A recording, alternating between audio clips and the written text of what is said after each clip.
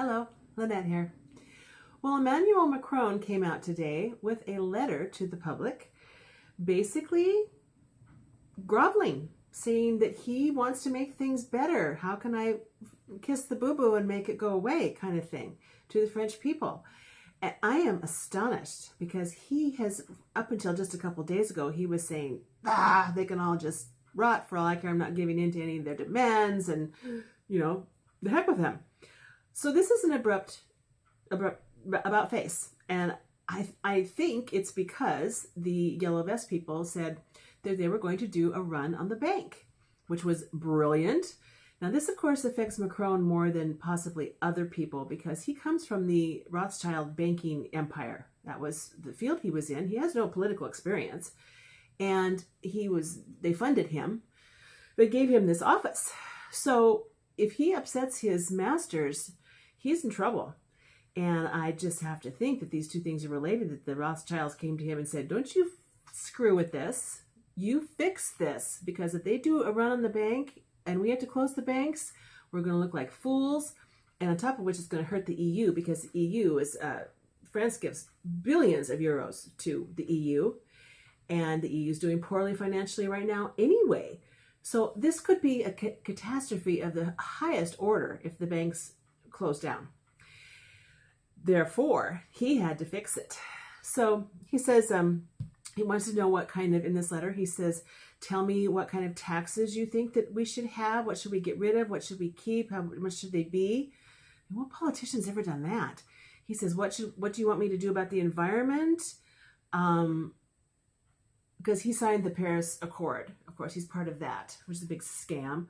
And something about the referendums, what kind of referendum process do you want? And I don't know if I believe they did not have one, and they wanted something of that order so that they could have a more, be part of the political process more, the people, part of the government more. We're kind of spoiled here in America that we have referendums. It's a very good thing to have. So he's come just totally, he hasn't said he's sorry, but he's kind of walked right up to that fence.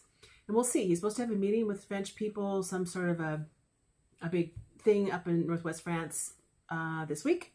And we'll see if the Yellow Vests go. I understand the Yellow Vest people are saying too late, too little. Does not matter. That the only thing we want is Macron gone. This is great. That's what I hope happens, because France has been the leader in this Yellow Vest revolt as far as the whole getting rid of the globalists, and they've been beautifully influential with other countries. You look at UK, they've started some of their own. I don't know how big they are because we don't get a real look at it. They lie. Their media is worse than ours, in my opinion. Their TV and newspaper media is more corrupt, more closely allied to their corrupt government, and I actually think it's worse than in the US, and that's saying a lot because ours is pretty awful. Picture, every newspaper being the New York Times.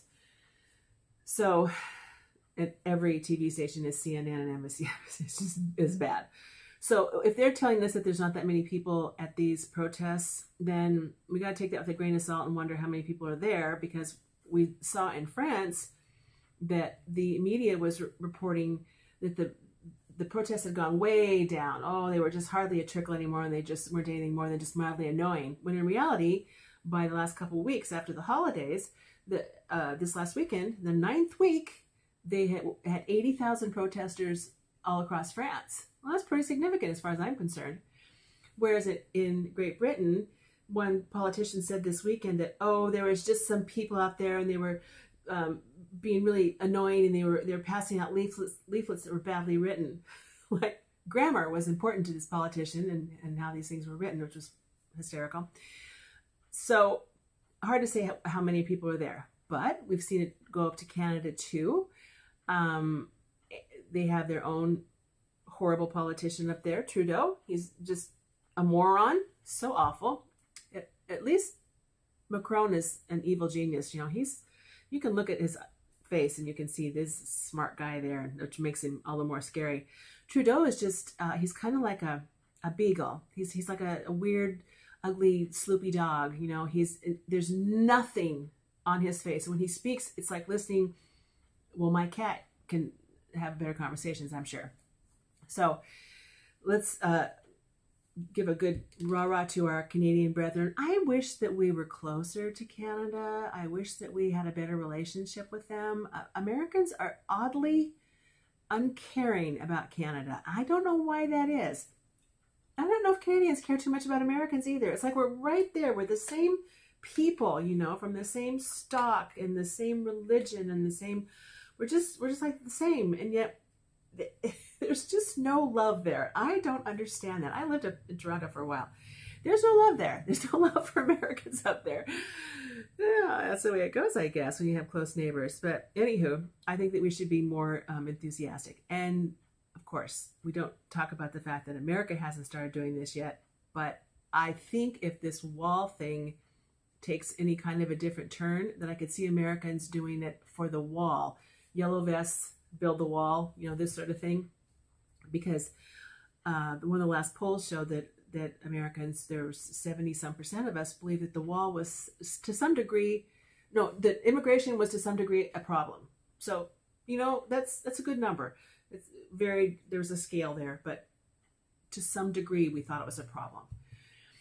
So Donald Trump is digging his heels in, and the point is that he is a important figure in this whole globalist thing, because I think the rest of the world has taken his lead. I think that a lot of these leaders have said, if Donald Trump can stand up to these globalists, then we can too, and we can take our country back too, and we can, you know, we can take back our traditions and our values and our religion and our customs. You know, all those words that we learn about when we're in school, but we don't learn about that anymore because they're not supposed to matter. And we don't have the right to talk about them because it makes us a white supremacist. So we have a problem, and but I believe that we're seeing the world change. I really do. And I have a positive, I have my depressed days, but I'm feeling like there's a glimmer, a little crack in this whole thing, that maybe we're going to make the success is out there waiting for us. So keep a good thought for our president, because he's holding a bigger load than just America on his shoulders as far as I'm concerned. Thanks for watching. Bye-bye.